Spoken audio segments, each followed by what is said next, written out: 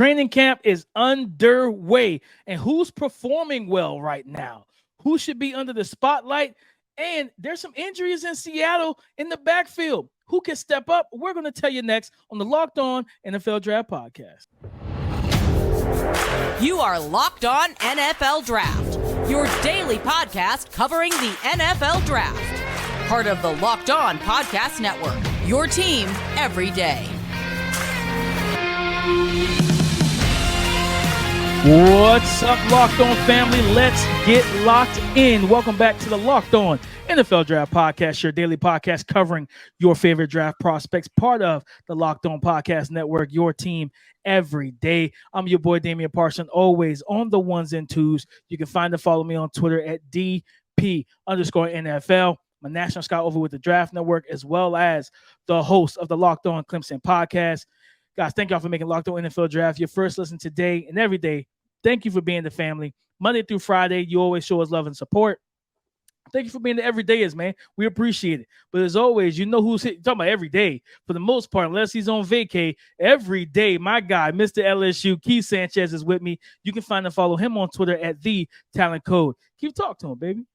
What's up, Locked On family? This is Keith Sanchez, senior draft analyst with the Draft Network, man, and 2019 national champ with those LSU Tigers, man. But you know why we're here, right? Myself, Damian Parsons, we're here to bring you that championship level content surrounding that NFL draft, man. And it just so happens we are in training camp, right? So me and DP, we had a conversation over the weekend, right? Like, what are some of the hottest topics, right, involving draft prospects, right? Rookies that are balling out, that are stepping right in. And this is why the draft matters, right? Because now you're able to identify those key players, right, and see if they're going to situations where they can step right in and really make plays and contribute to a team. So we're going to get this thing started, DP. And it's simple, right? We've done the stock up, stock down, right? But we want to add a little twist to it. And it's simply same type of situation, but we calling it buying the hype, right? Are you buying the hype? And we're starting this thing off with Zay Flowers out there in the Baltimore Ravens, running mate, right, with Odell Beckham Jr. So, DP, you posed the question, but I'm going to ask you, are you buying the Zay Flowers hype out there in Baltimore? Today's episode is brought to you by FanDuel Sportsbook, the official sportsbook of the NFL. Make every moment more. Visit FanDuel.com/LockedOn today to get started. Keith, this is a situation, if I can put everything I had on the stock of Zay Flowers and get as much as I can, give me all of it. I'm buying the hype, man. I'm all in. I am all in. My chips on the table. Watching the clips, and I believe it was James Jones, former wide receiver, retired wide receiver, who works for, I think, Fox Sports or FS1, whatever it's called nowadays. He was on one of the shows, and he talked, I think it was like last week or 2 weeks ago. And he talked about Zay Flowers being the best wide receiver, even with OBJ being there in Ravens training camp. And then you start seeing the reps and seeing some of the clips and reading the tea leaves and the headlines from some of the writers that are there. And they're talked about just the quickness, the suddenness, the explosiveness of this young man. And the crazy thing about it is, like, everything we already knew, right? We knew when you watched the tape of Zay Flowers, he could run the routes. He was explosive. He was dynamic in space. But there's that rep of him and OBJ on the same side, going up against two corners, man-to-man coverage, and he runs a whip route. And when you talk about leaving ankles and a body in two different places, that's what Zay Flowers did. You know what I mean? He completely left that guy in pieces. And, he didn't get the ball. OBJ, cooked this corner. He got OBJ type stuff. He got the pass, but nonetheless, man, I'm buying the hype, Keith. I am buying the hype on Zay Flowers because at the end of the day, this is the thing for me. When I look at this wide receiver core, I think we talked about it. Rashad Bateman was the guy last year, and he played very well when he was healthy.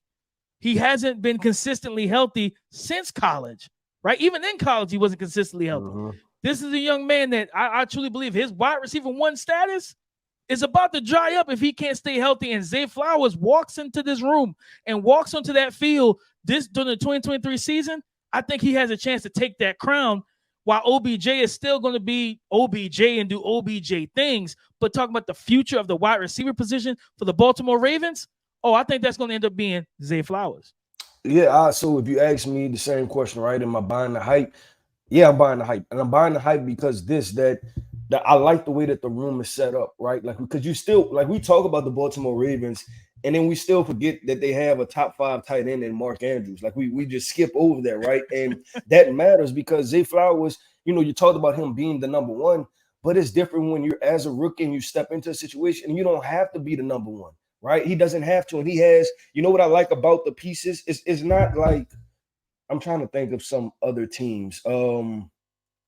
Maybe let's say, but these are movement guys, but very similar in stature. What I'm talking about is Keenan Allen and Mike Williams, right? Both bigger wide receivers, right? And he has to play the small guy role, right? Like Odell Beckham is a versatile piece. Mark Andrews is versatile in what he does. When Rashad Bateman get out there, like he can do different things. So I like the fact that Zay Flowers can align anywhere, right? Like he doesn't have to just align in the slot. And then you've seen that at Boston College, right? Like this is a guy that played outside wide receiver. He was just 5'9" and a quarter doing it. And, he still did it at a high level. So I'm excited. And then also I'll say this, man, I'm excited because having a guy like Odell, and I know people are going to sit there and be like, oh, man, he, can call him a cancer to the locker room and all this other stuff. Man, look, the dude is a baller, and you know one thing, he cares about football, right? Like we have to understand that people mature. He was 21, you know what I'm saying, when he was the most famous American probably player, period, in the, American sports, right? So, obviously there's a lot of pressure. Now he's,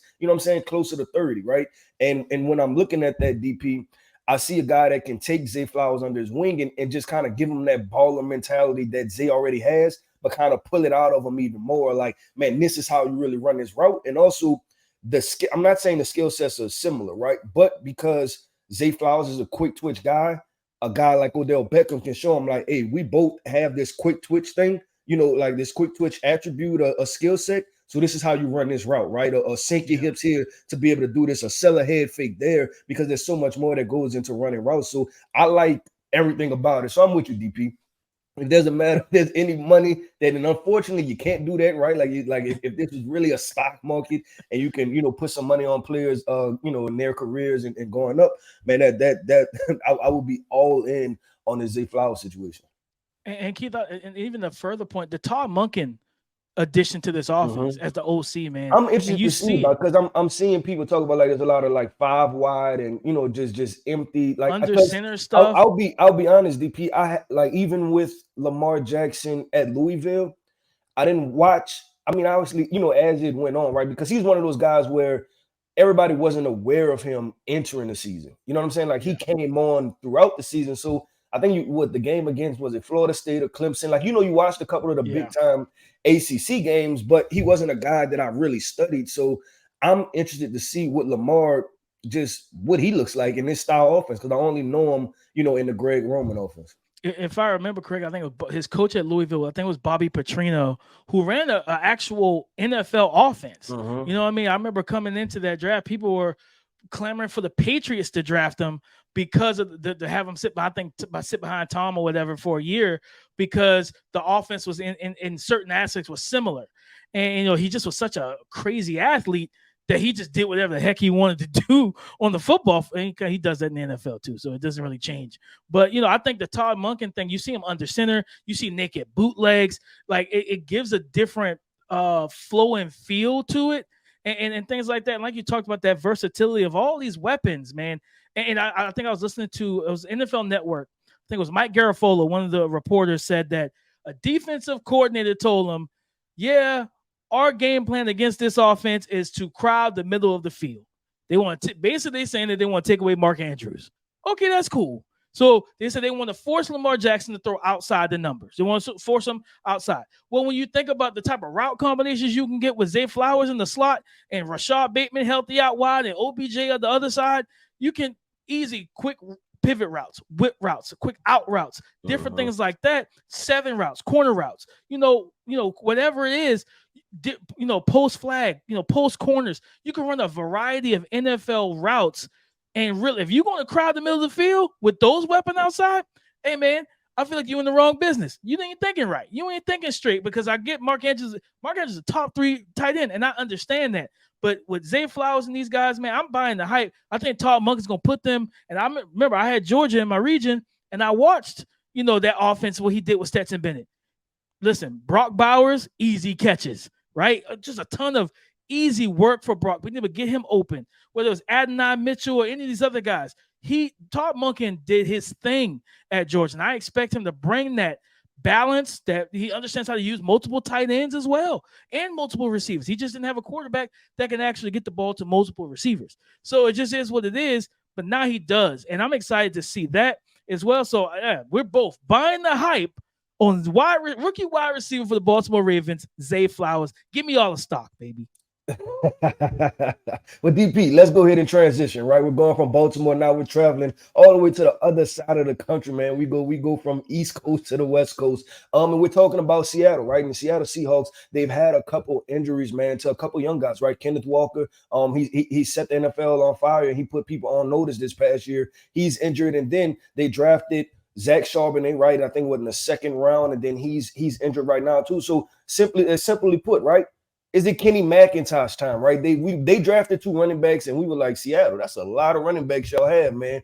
But it turns out they're going to need these running backs. So coming up next, man, we're going to talk about Kenny McIntosh. Is it Kenny McIntosh time to shine? Can he move up the depth chart to maybe RB2/RB1 in this time where the 2 guys in front of him are injured? So we're talking about that coming up next.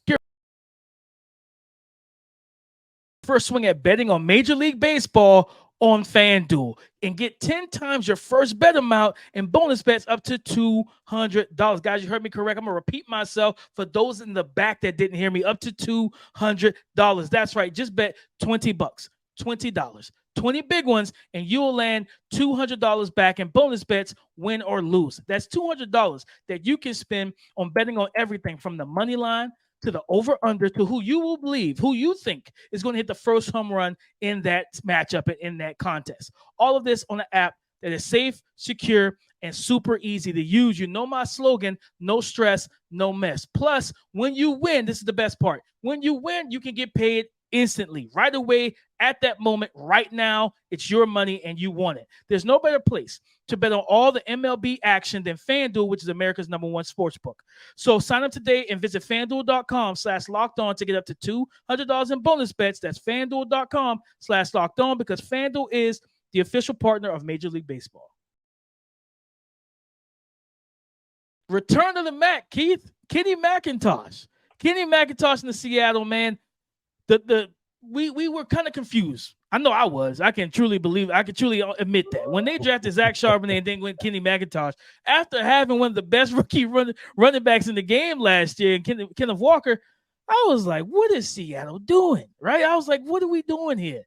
But it kind of worked out, to be honest with you, because like you talked about in the tease, Kenneth Walker, groin injury. They said he's out for a couple weeks.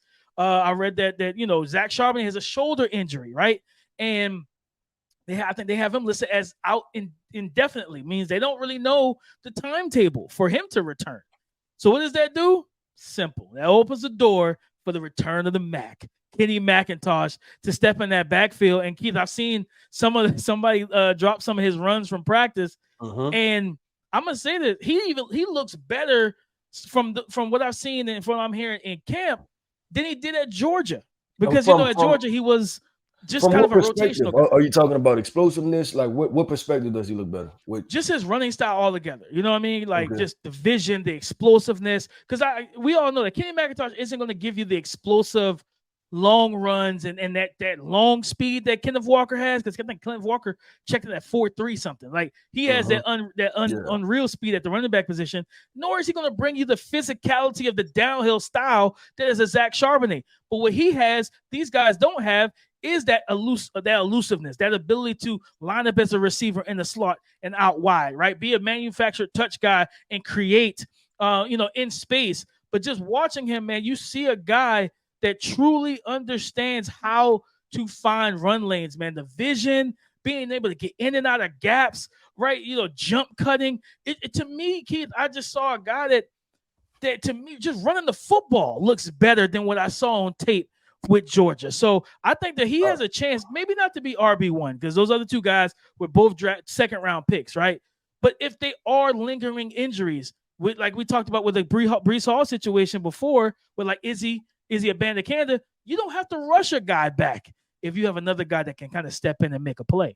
Yeah, so I'll say this. I think Kenneth Walker is comfortable, right? Like with being RB1, he's, even though it's only 1 year, he's only going a year two, he has more experience than the other two guys, right? And he's been extremely productive. So I don't think there's a question about that. But if you're Kenny McIntosh and you're the Seattle Seahawks, and you can take this anywhere, right? Like Seattle Seahawks fan, if you're fantasy football, right? Like this is definitely something to look at, DP, from the perspective of if with us, right? And I know how I felt. Kenny McIntosh and Zach Charbonnet were in the same bucket for me, right? But we're bigger guys. Zach Charbonnet was a little bit more of a road grader, but speed-wise just wasn't there, right? And Kenny McIntosh, his top-end speed wasn't there. So if you're Kenny McIntosh, you're sitting there in fall camp, you're like, look, okay, cool, RB1, that might be locked away, and I can't get that, right? But I was drafted later in the draft. Zach Charbonnet was drafted in the second round. Maybe I can unseed him, right? And be able to jump into that RB2 slot. And then also what's one thing that we liked about Kenny McIntosh was the fact that he can catch the ball out of the backfield too. So I don't think Pete Carroll is necessarily, DP, going to sit there and be like, man, because he did it with the Russell Wilson situation, right? Like he paid a quarterback, and then Russell Wilson came, said, you know what? We're going to play him. He's been better, right? So, and that's where you want to be as a player. Like, man, simply, the draft went how the draft went. Now it's time to put the football pads on. People have to make plays. People have to, learn the playbook. People have to show up to practice. And like they said, man, sometimes the best ability is availability. And I think this is great for Kenny McIntosh. So, if you're asking, is it Kenny McIntosh time? Yeah. And you want to see him get into those preseason games, right? And the longer that these guys are hurt, the more it's going to benefit Kenny McIntosh, because you get to that second preseason game, right? And then now the starters are playing, and then now you're getting reps with the starters. So, the coach is already trusting you and envisioning, oh, this is what Kenny McIntosh looks like, because you're building trust. And that's what that is, like, just to talk to the listeners. So when coaches, players, when they put players in or don't put players in, right? A lot of that has to do with trust. Like, I trust that you're going to do the right thing, because like, say because the running back coach, right? So I'm ultimately, Pete Carroll makes the decisions, right? The head coach makes the decisions, but I'm kind of make my snaps a little bit, right? Like, I could talk about how many snaps I want this running back to get versus this, or what plays am I feeling comfortable, right? Now, if I put you in the game and you screw it up, now Pete Carroll was cussing me out, right? Like, now I'm in trouble, because that's my position room. But if I trust that you can do it and you can do the job at a high level and you're consistent, then I have no problem running you in. And that's how you gain more snaps, through the trust. So I think the more time that Kenny McIntosh gets, just with him being able to get the snaps, and obviously they're in training camp, so there's 2-3 other running backs there right now and everything like that. But obviously, out of the bigger names, he's one of those bigger names. So I think that it means well, it bodes well for Kenny McIntosh with Seattle. And I'm excited to continue to look at these clips and see what he does out there, because this could be one of those things where potential unseating. But DP, before okay, go ahead. I want to just add a piece to that, is because the big conversation this summer been the devaluing of running backs, right? And not paying those guys.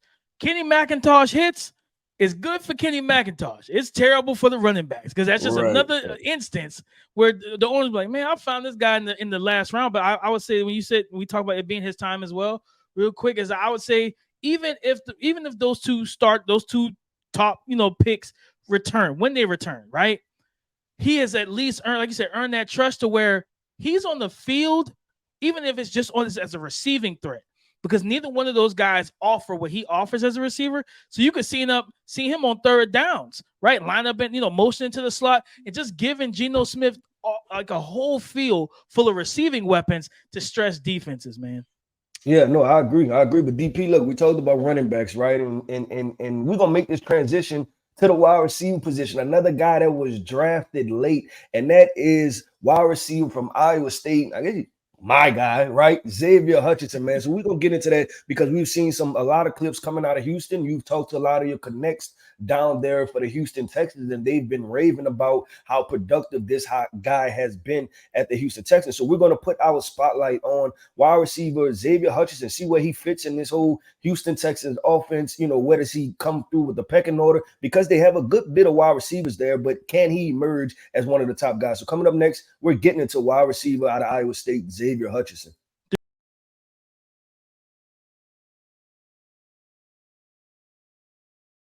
training camp spotlight is brighter than most lights right now, Keith. And Xavier Hutchinson, it's one of your guys. And he fell in the draft, and we just assumed it was because he wasn't the fastest and all that type of stuff. But you turn on the tape, you saw a guy that knew how to win and win effectively and often at the wide receiver position. And when we talk about spotlight, man, he is shining under that spotlight right now for the Houston Texans at camp. And you talked about just those receivers that are there. It's, John Mechie, Tank Dell, Nico Collins, Robert Woods. They have some talent there, right? A mixture of some vets and some young guys. Uh-huh. But I think there's a real chance for him to make this roster and potentially be an impact player even during his rookie season. He's out there catching deep passes against Derek Stingley. Like, you just see this young man out there playing free, just playing football, Keith. And I'm happy to see it. I know that's one of your guys. Yeah, no, I'm extremely happy to hear this, and I'm gonna wait till he really produces right during the season. But then I'm pounding the table and I'm telling everybody I told you so. But I'm going to wait. I'm going to give it a little while till we get to the season. But yeah, putting a spotlight on him is this, and we talked about this as NFL draft, evaluators, talent evaluators, and if you guys have been rocking with us since the draft season, you've heard me talk about Xavier Hutchinson and his ability to separate at the top of routes, and all of these clips are going viral, DP. And it's Justin Jefferson, and like we talked about Zay Flowers already. You got you got Devontae Smith doing things, and all of these guys, you see their ability to separate, right? And that's what matters. We talk about straight line vertical, but if you're just going nowhere fast, then that doesn't help me. And the reason why I like Xavier Hutchinson was because he appeared to be a guy that understands tempo and knows what he's going on. So I'm excited because he is a big body guy. I think measuring what he's like 6'2", 215 pounds. So when you look at a Tank Dell, it's like that's not really competition, right? Because we're probably going to be asked to do two different things anyway. Now I look at guys like maybe a Nico Collins, right? That's kind of going to be the conversation is, okay, how do we get these two guys on the field at the same time? I look at Tank Dell and John Mechie kind of in the same light. And John Mechie was a guy that I really liked also, but those are your explosive vertical, double moves, you know what I'm saying? Like just different things, deep over type guys. But with Xavier Hutchinson, the spotlight, I think he's going to continue to make plays. If you ask me that, DP, like I'm still, you could have put him in the buying the hype segment. I'm still buying that hype on it, on Xavier Hutchinson because he's relatively unknown right now. But I think he's an extremely productive player. No, I think that there's a chance on they cut Amari Rodgers recently, and I think that is a testament to what Xavier Hutchinson been able to showcase in camp, man. We talk about the tempo, the route running, everything. Not to cut you off, but I'm pretty sure the structure of it now, right? Like they don't make three different cuts, right? I think it's just one big cut, like it just goes from 90 to 53. So that bodes well for a guy like him because he gets to stay around a little bit longer, and you don't have to play, I guess, the politics of the position, right? In the sense of the fact of like, the GM is like, man, but I drafted this second round or this third round wide receiver, so I have to keep him. And I got to cut Xavier Hutchinson even if I like him, right? You get even more time. That's a good point. To be able to ball out. So if you're a late round guy, you get all the way, I think, into what the preseason game 2 or something like that. I can't remember. Maybe it's game 3. Be the third game, I think it's right before that they switched it up. So so you have literally the entire camp, and you get 3 preseason games to make some things happen. And this guy, I just think he'll make it happen. And the good thing for him is that CJ Stroud is a talented quarterback, and then the backup quarterback is Davis Mills, which, like I said, I know people hate Davis Mills, but he can get the ball to his receivers enough, right? Because what you don't want is that if you're Xavier Hutchinson, you're not going with the first team, and then you're going with a bad quarterback, right? And he's like, okay, how y'all gonna see what I can do when this guy can't even give me the football? So at least Davis Mills can get him the football, and he should get some good balls out there, just in practice or just practice reps, period. No, I am absolutely looking forward to watching him these next couple weeks, man. Because we got Houston Texans are exciting team, period, right? Like I think because they're young, but it's like one of those young teams. They'll be like, man, get this 2 years, they might be one of the better teams in the NFL. They have a lot of talent. And I think for him, it's just continue to stack, these next week or two of practices, continue to get better, continue to produce. And then like you said, we get in the preseason, man, where it's live bullets flying. It's a live game, and it's not your teammates. So, like, you know what I mean? So now you know that those guys, those DBs aren't going to take it easy on you. Not saying that the Texans DBs do, but they got to practice like a professional and not try to hurt their teammate in practice, right? So they might kind of lay off on certain things. Yeah, no, you're going to be facing some other guys on another team that's trying to make their roster. So they're going to play as hard as they have to and do whatever they have to showcase their ability. And if he continues to do that, man, I don't see. I think the other name that they had on the receiving room was Noah Brown. I truly believe when you look at this situation, if Hutch continues this through training camp and into the preseason, I think Noah Brown is gone, just like Amari Rodgers. And then you just go with, Hutch, Tank, Mechie, Collins, and like Robert Woods. Depends on if they want to keep 5 to 6, keep 6 receiver. Most teams keep like 5 to 6 anyway. But I'm very happy to see this young man out there balling, man, because his name took a hit this draft cycle, and I still don't understand why. But I'm glad he out there proving people that he is absolutely an NFL wide receiver. Size, route running, he's got it all. Yeah, DP, look, man, that wraps it up, right? We got 2 late round guys and Kenny McIntosh and Xavier Hutchinson showing out early in training camp. Then we shining bright, right? Then we have Zay Flowers, man, out there in Baltimore, teaming up with OBJ and Lamar Jackson, expecting to do some really good things out there. But DP, that wraps up this show, man. I'm like I said, man, we're getting closer and closer to football. But I feel like it's here now. I'm almost like to the point where, you know what, football is just all the way back because we're getting these clips. We're able to see these guys up close and personal, and that's why we talk about the draft. That's why we say the draft matters, because when you do it right, and you're able to execute the evaluation right, some of these guys, when they step on the field, you're not surprised, right? And that's what we're starting to see, that some of these names that we talked about during the draft season, they fell in good spots, just like we talked about after the draft, and then now they're producing. So that wraps up this show, man. Tomorrow we're coming with some more heat, right? Because these guys, it's a lot of guys performing. It is a lot of guys stepping up, and it's a couple controversial names out there. One that I might want to particularly talk about. I kind of made a little statement on Twitter. I might make a big statement tomorrow on the podcast tomorrow. So appreciate y'all for tapping in.